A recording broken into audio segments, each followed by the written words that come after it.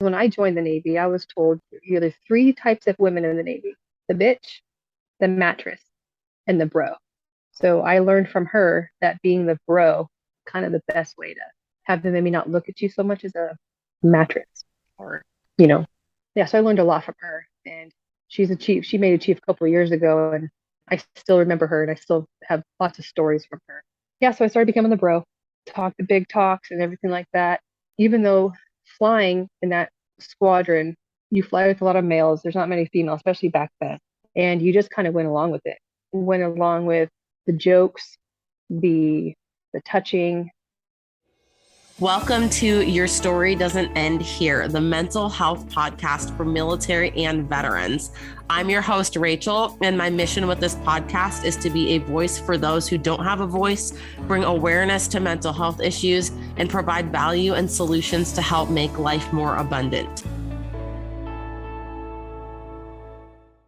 Hello, everyone. Thank you so much for coming back for another episode of Your Story Doesn't End Here. Today's guest is Alicia. She joined the Navy in March 2004 from Victorville, California. She is an AWOC and has been in the Navy for 18 and a half years, currently on med board status, awaiting formal review of her findings, and has been diagnosed with chronic PTSD. Alicia, thank you so much for being on the show today. Thank you, Rachel. Thanks for having me. I really love what you do here. Thank you. I appreciate it. I would love to just get into your story and hear more about you, where you came from, your background, and just everything that you've been going through. Okay. Well, I guess it all started when I was, graduated high school and did graphic, but I lost my virginity at 18, became pregnant, and then just like cliff notes, scared to death, 18, scared to death. There was no way for me to, I guess, have an abortion if I wanted to trigger anybody. So I did one on myself. So yeah, the by the means you can think of in your head, yes. Um, so that happened, and then I had gone to a house party after that, and I was sexually assaulted by multiple. I was drugged and sexually assaulted by multiple people that I thought were my friends. Woke up in a room with it happening more, and when I finally was able to move, I ran out of that house, and then started thought I could feel safe with a group of friends, which ended up being not the best thing. It started passing me around for about a year. So that's when I decided to join the military. I had to get out of there. It was a bad situation, and I honestly was just not sticking up for myself. I was vulnerable, very naive, and so I decided to go join the Marines because I wanted to be like a GI Jane. My dad was not very happy, so he cried about that. So I went to the Navy instead.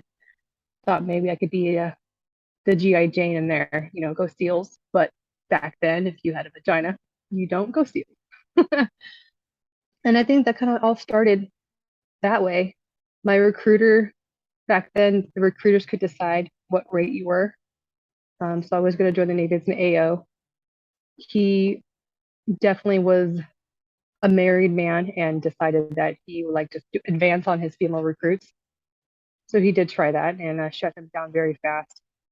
Lucky for me, I was gone within a month to boot camp in Great Lakes, and that was an awesome time. I had a blast. I thought it was going to be harder, but it was a really good learning curve, and yeah, it was a lot of fun. Then from there, A school, AWs. Well, in boot camp, I changed my rate because I said see the rescue swimmers walk around their little trunks. So they're like, who want to volunteers to be aircrew? And I was like, yes, this one right here. So passed that and changed my rate to AW. So then went to A school, and that was fun. And then we're going to aircrew school. Aircrew school was the point in my Navy career that changed a lot for me. I had just turned 21, and I was at a bar with some friends, and so two of the rescue swimmer instructors had showed up, and they're cool. I know when you're in A school and you're a young girl, like you want to be cool with all the instructors. You're like, hey. And they said that they would take me home because everyone else wanted to stay and I wanted to go.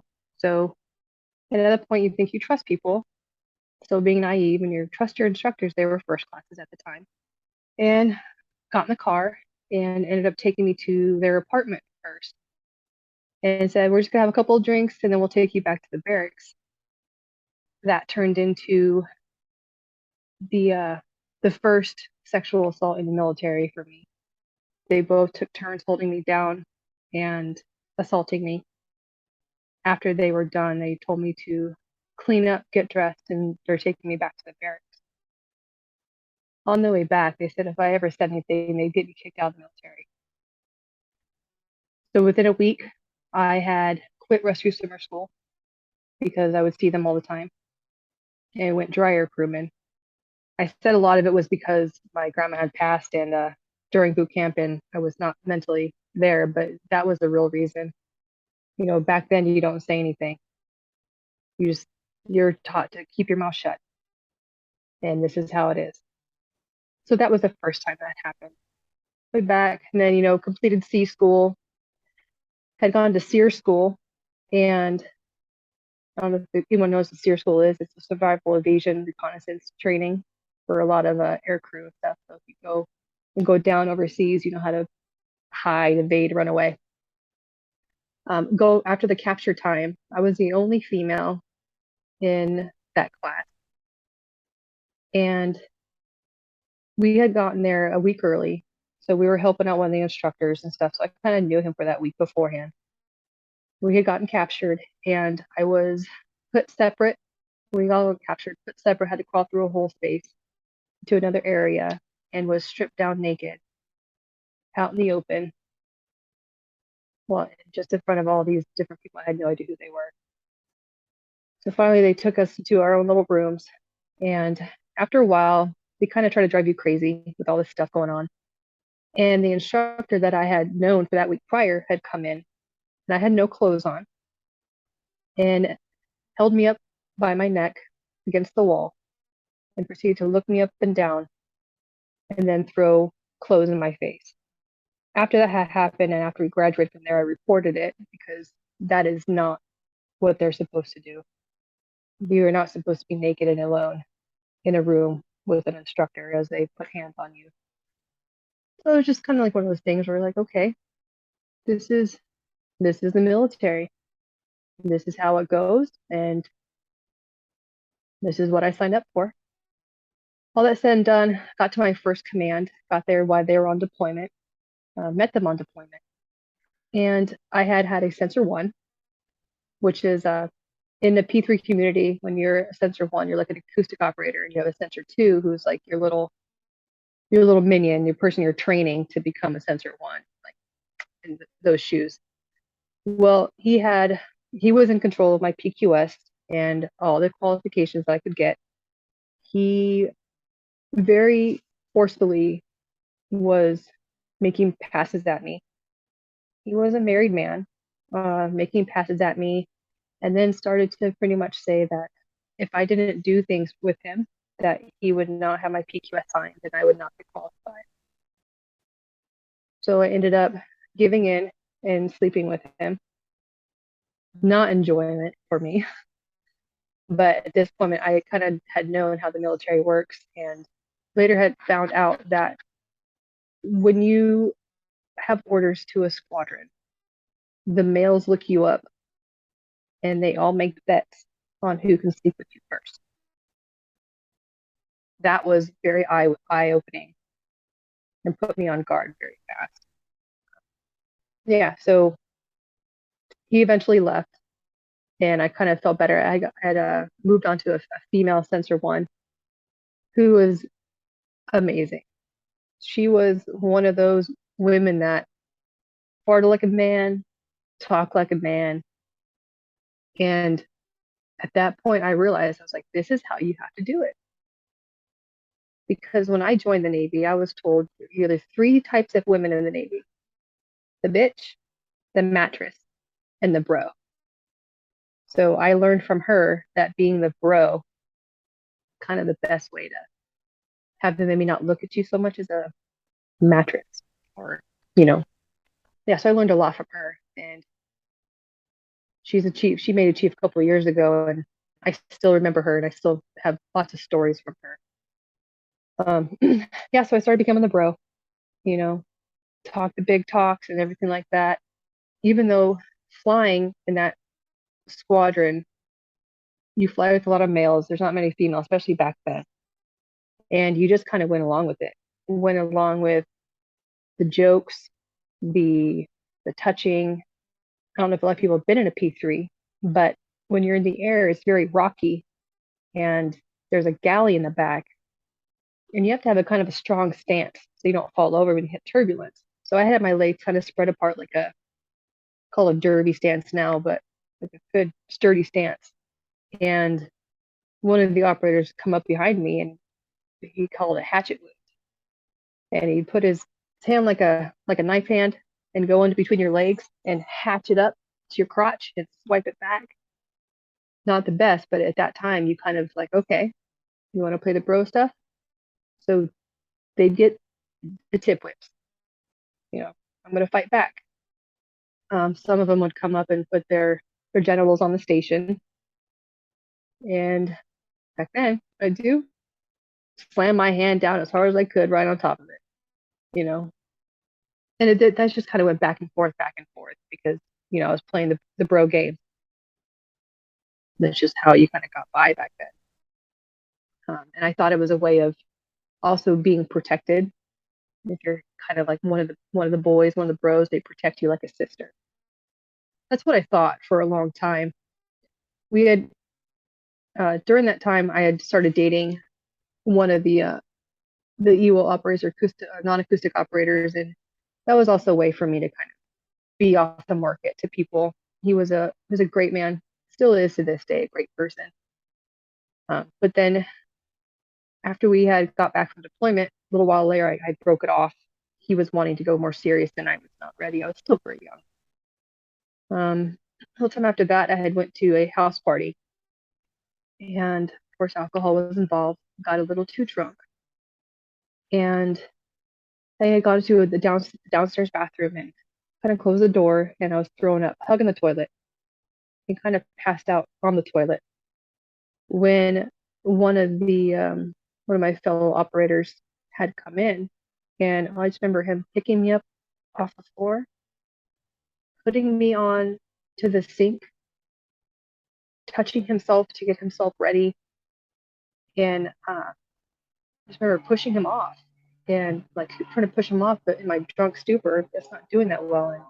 And he had continued to doing what he had come in there to do. I had heard people in the window of the bathroom laughing, watching, making comments I couldn't understand. At one point, I was able to really push him off, and I think I had yelled like, "Get off of me!" I pushed him off, and I had fell to the ground and threw up in the toilet again. I don't know how much longer later, but one of my true friends, he had come in. I don't know what he had known or what, but he took me off the floor. He put me in his bedroom, tucked me in his bed, and he says, "You're safe now. It's gonna be okay." And he had locked his bedroom door behind him.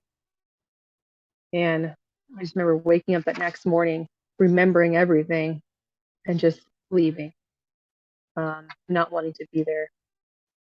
To this day, that bothers me so much because I don't know. It's such a small community, and I don't know who was watching, who was laughing. Apparently, it was recorded and it was put on to that website, that Marine website, the dark web, whatever they had. And I was not aware of that until 2019 deployment when I had met one of the people I had known, and he had told me that he had seen it on that website. And there were people that were being under investigation for a lot of stuff that was happening on that website. And that person, not the one that told me, that person that had assaulted me that night, made chief and is now a warrant officer. And to hear people talk so highly of him because it is such a small community, because he was like that frat boy that everyone liked, you know, charismatic. And to hear people talk about him and how great he was and how they loved the dude, and here I am sitting in my head going, thinking, you guys have no idea Or do you, you know?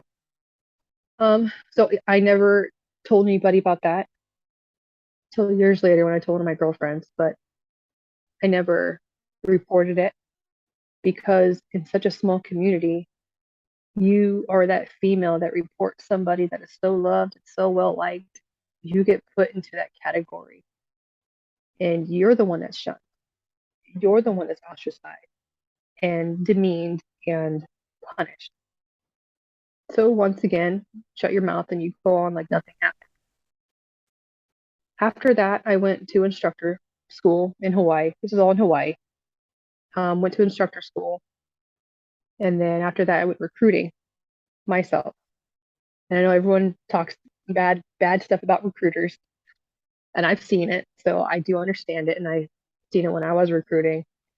But I did make a promise to myself that I would not be that one, and I would tell people the truth because especially there's Google, you know, and I would not force people to choose rates that they didn't want just for numbers.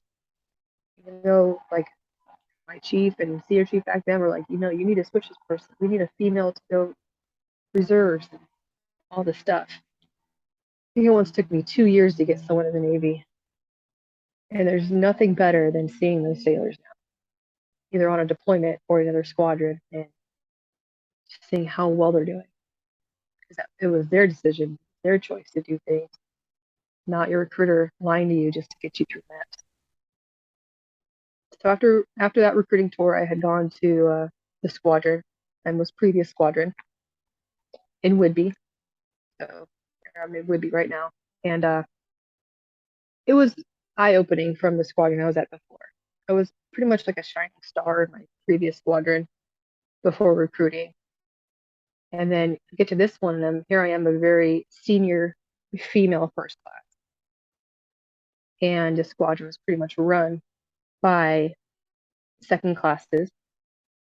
And so I had felt like I was threatening them, like not physically threatening them, but I was a threat to them for how senior I was. And I had to go through all this, retraining because I had been on a platform for so long and I had to get requalified in certain ways.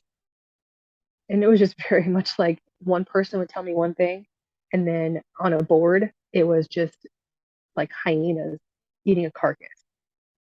She's kind of like, what the heck is going on? I've not done anything to any of you but support you and be there for you. Yeah, so that was like fighting tooth and nail just to get requalified in the squadron. So finally got that, and then I was kind of the CMC at the time was amazing, and I was this go-to person for a lot of stuff. I was trying to be a hard charger. I was like first class president, MWR president, just running everything on this deployment. So after that, like we got home and it was just awesome. The home cycle was awesome. And then we had gone to HLD. So it's a Homeland Defense in Hawaii. And I was like on the LPOs there. And then I was also in charge of putting on this command barbecue for the dead site that was there. Did that, a lot of drinking. Everyone's drinking, playing drinking games. So it was time to go home because I had fallen into a bush. Yes, I was that drunk. And two of the AWs were walking me to my room, and I remember like going in my room, and I do remember like closing my door, but apparently not all the way because I had gone in my bed and I passed out and I had woken up to someone on top of me, and I was so confused, because he was like kissing me and trying to, you know, like penetrate me and all that stuff, and I had opened my eyes enough to see who it was, and it was one of my junior sailors from my shop. And I was the LPO of the shop. And I just remember the feeling of everything. And I pushed him off and I just yelled, "Get the F off of me." And I just remember watching him stand up, pull his clothes back on, and just like leave the room and shut the door. I remember just getting up and just running to the door and making sure it was shut and just kind of just in disbelief. And this time I was married. I had gotten married in 2012 in Hawaii. So I was married and I was just so at a standstill of what just happened? Why would this junior sailor just do this to me? He was LPO, he was the second class. And like I know I had never given him any kind of inclination that I'm ever interested, especially being married. So I once again didn't say anything. Um, I just remember one of the guys that had walked me to my room the next day kind of just asking me, he's like, is everything okay? And I just kind of was like, yeah, I'm good. Everything's fine. Yeah. And then after that came home, I never told my now ex-husband because he was not a very understanding person. And he was always the kind of person that would always say, like, if I were to get hit by a car, he would have been like, well, what did you do to be in the road? One of those narcissistic, everything's your fault kind of people. Yeah. So for a long time, I just kind of shut my mouth. And we had gone on to our 2019 deployment, and I was the ops LPO. And my ops chief was a very big fan of women, especially in very high roles. So he gave me a lot of guff throughout that. He kind of made that deployment a little hell for me. I was working 16-hour days because I was the BPO for the entire command. I was ops LPO. I was, still first class president, working at MWR. So the BPO being BPO for like over 300 people, that's a lot. So I'm not gonna talk too much of that command of what was going on there, but I do know they do have favorites. It is a very bro code, boys club type of squadron, still is. I was doing room inspections, and I have to do the room inspections on officers, enlisted, you know, everybody, because that's just how it is. And I was going to do a room inspection on this one male officer, and I walked in there, and he had made passes at me in the past. It's deployment, men are men. Women do it too, we're no angels, but he was a married man, kids. He was flirting with me a lot throughout the deployment. He does it to all the females. Um, but once that door shut for that inspection, he started to advance on me a lot more.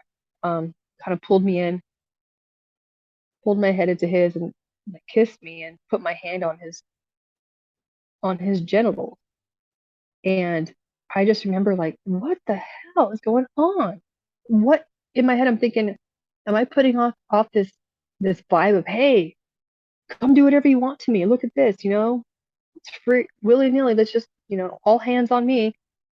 So I pushed him off, and he kind of was, telling me, he's like, come on, it's okay. Don't worry about it. No one's gonna know. And I was just like, what the fuck is wrong with you? And so I left the room. And from that day on, I was just in I felt like I snapped. That brought a lot of emotions back, a lot of memories I had been suppressing back. And I think my body, my brain just couldn't take it anymore. Couldn't take any more pushing stuff down.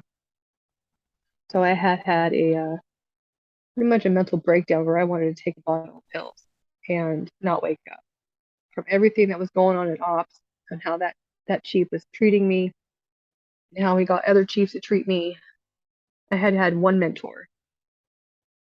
He was the chief at the time, still is, but he was my mentor because he had gone through a lot of really traumatic things in his past. So he knew he was the only one I could talk to.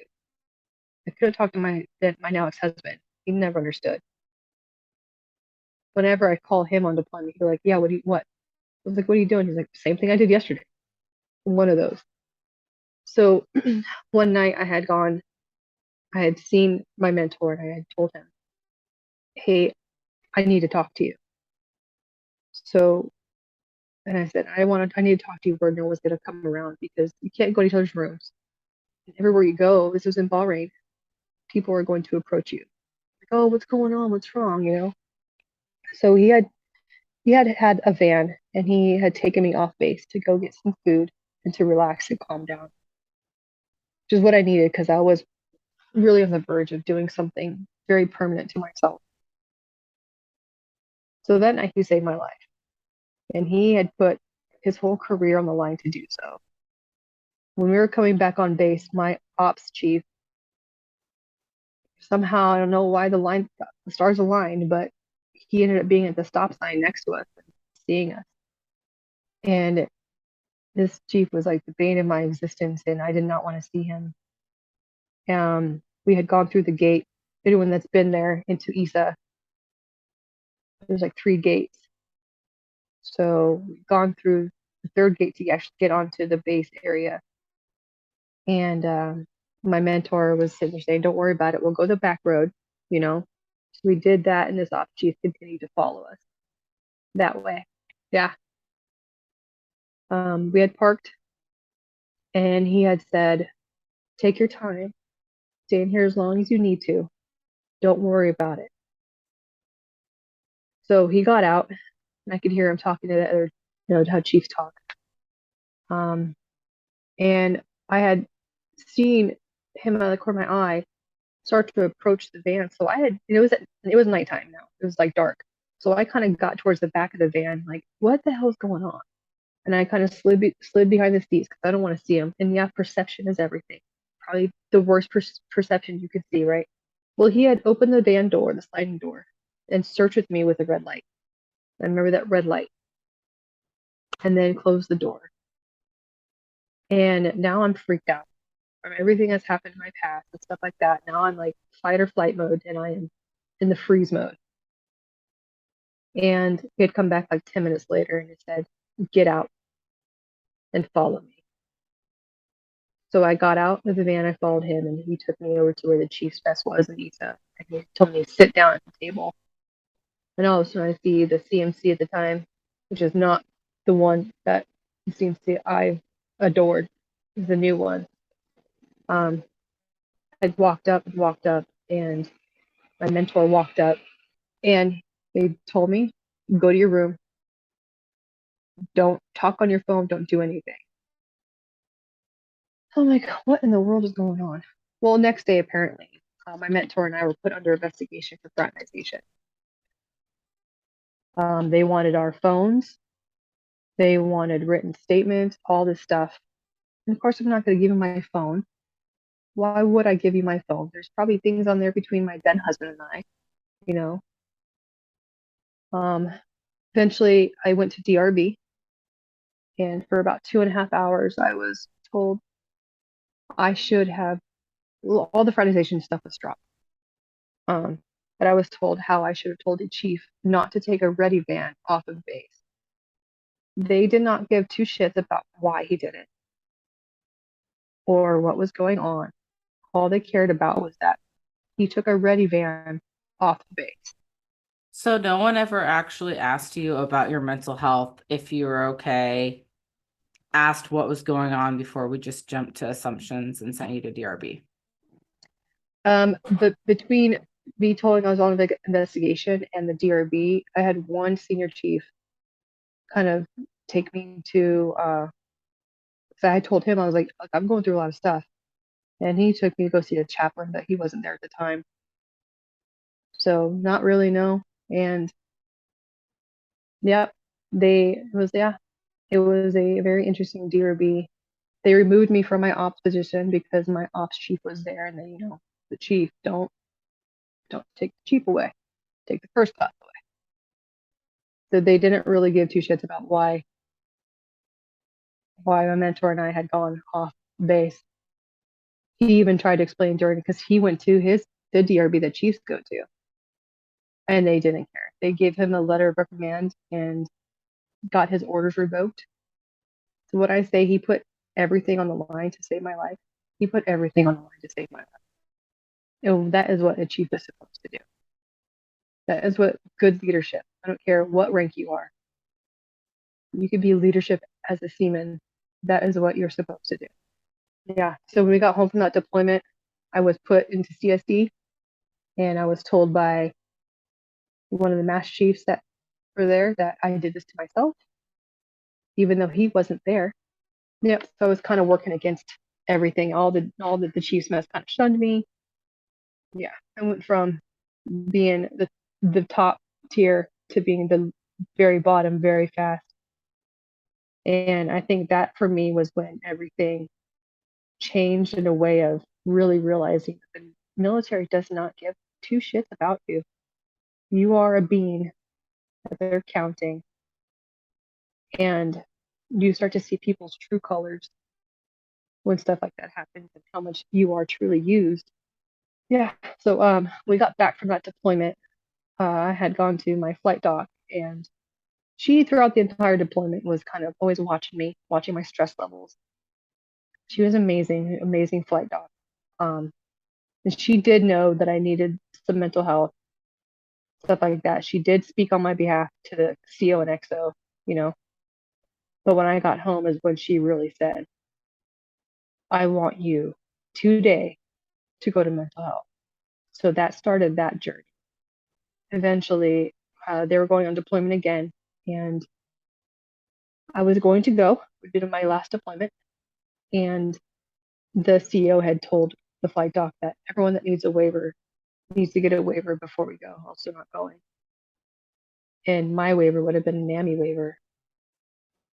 So the command sent me Limdu to the wing, Limdu there for a while.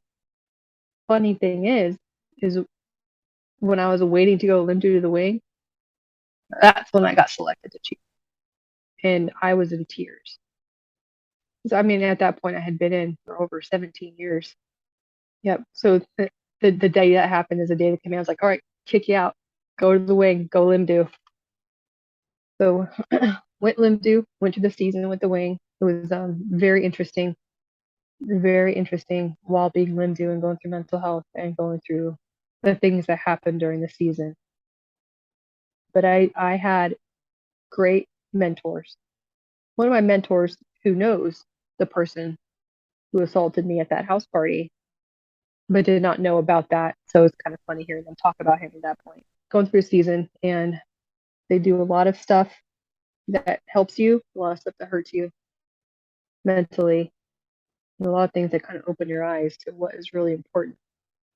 After the season happened, I had gone to went to Strong Hope.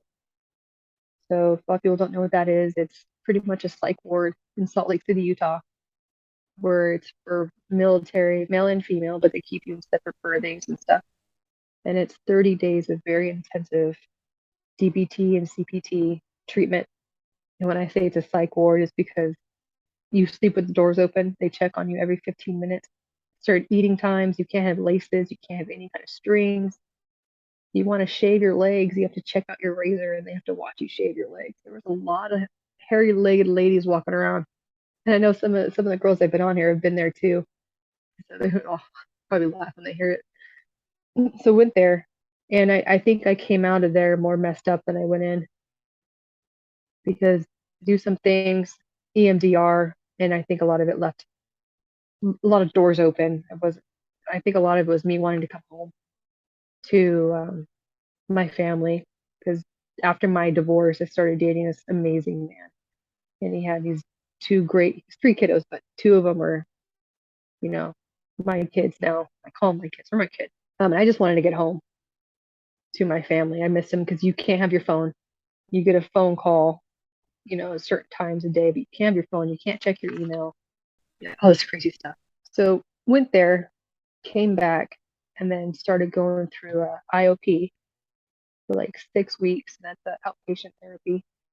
A lot of Zoom calls and therapy that way. So did a lot, met a lot of really awesome people. Um, so people have been on the show as well. I met through IOP. I tell you, girlfriends for life that you find in there.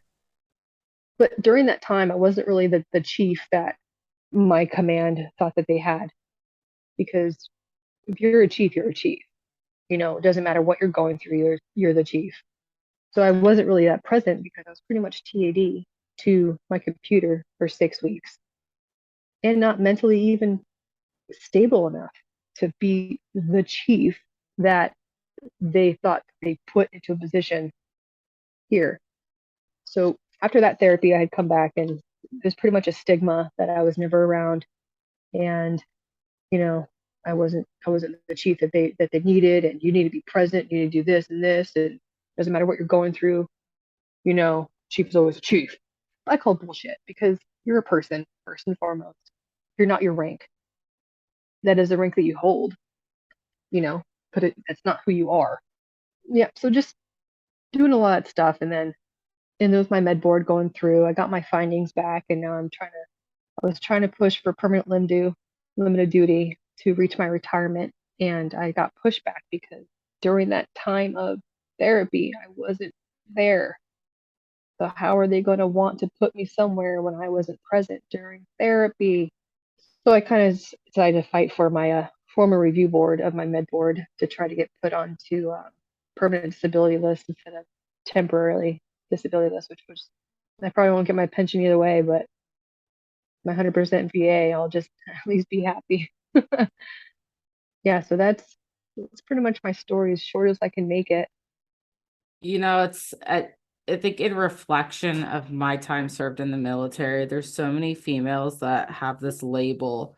You're not the first person to mention the three things that women, quote unquote, need to be in the military on this show, but I think a lot of women get labeled as sluts, as people that sleep around, that mattress that you mentioned Hmm. earlier.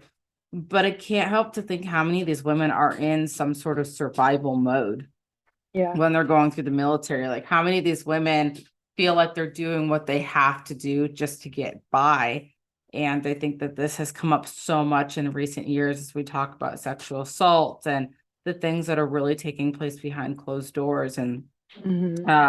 I think on another hand, too, when you're a female in a leadership position, such as a chief or a first class, we almost forget that the leaders are people too, and that they have to be taken care of, and that there's things outside of the job in the military. The chiefs, I think, especially, like, it's very taboo. This is just my kind of external opinion, and maybe you can speak more on this. It seems almost taboo to speak about your feelings and what you're going through when you're in that leadership position. What are your thoughts on that? It is very taboo. When I was in that squadron, the CMC told me after we got back from the deployment, he goes, "You need to stop wearing your emotions on your face." Would you tell a male that? No. So I need to stop wearing my emotions on my face because I lose the respect of my sailors.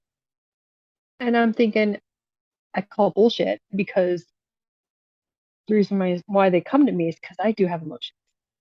And, they all call me Mama Bear because I care more about them than I do whatever freaking whatever tempo you guys need to do. That is what matters, you know. So this whole thing of, your emotions and you have to be tough all the time and be that stern person, no matter what rank you are. Bullshit. People are human. People have emotions, and they should feel secure and safe enough to go to somebody about them. Yeah, I totally agree with you. I think that we're in this kind of phase of hopefully positive change in the military where we're realizing that if the military wants to be more like corporate America, the military needs to start regarding people as people Hmm. and not as a number or a rank. And so I hope that that starts to spark some sort of positive change. What's next for you, as you go through the med board process and you're looking at getting out soon? We'll see what this. My former review board is on the 28th. Stand in front of a bunch of people. I honestly, I want to move on. I want to be happy. I don't want to see pickle suits anymore. Just the flight suits. I always tell people I want to be that soccer mom with the white claw. Just to move on. I want to get off all this medication that they have me on. Try something more organic that I've never done before. I don't know. And I'm trying to be on this new soul journey of enlightenment and healing the best that I can. It helps with really good supportive friends and, yeah, an amazing family that's very supportive. And like my partner, he has combat PTSD. So we're kind of going through this journey together. He's retired. He is a retired PRC, which said he would never date an air crewman. Look at him now. Ah. PR dating our crewmen. But yeah, so we're both on this journey and just supporting each other. And I doing this podcast was one of my first steps. Because I want to be a voice. I want to be a voice of, you know, things that happen within the military to make any kind of change that I can. Especially in my first deployment in Iraq, the females were told to, if they had to go to the bathroom in the middle of the night, to go knock on a male's door that you trust to walk you to the bathroom. Instead of making it, assault free, they want you to be like, no, find your own protection. Because there's so many gang rapes that happen in Iraq and stuff, or assault, sorry, that's our word, but yeah, it's just trying to make a positive change and trying to put a voice out there for sailors and letting them know that just because people are higher up in the rank doesn't mean that they won't understand. Well, I'm so glad that you decided to come on and share your story. I think that there's so many things that are relatable. There's things that are patterns that I keep hearing on the podcast, but I think that hearing it from someone in a leadership position helps other people feel that they are not alone. And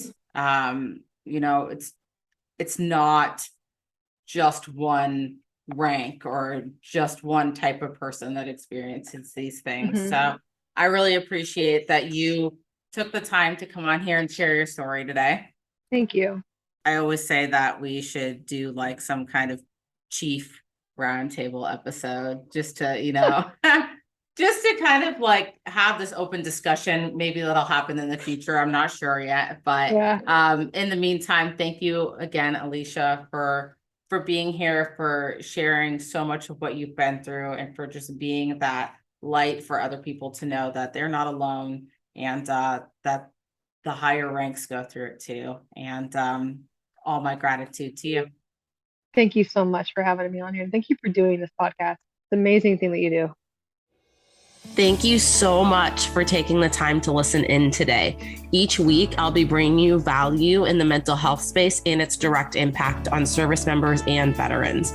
If you feel you personally got value today from this episode, it would mean the world to me if you would leave a 5-star rating and review and share this to your audience. Until next time, remember, your story matters, your mental health matters, and your story doesn't end here.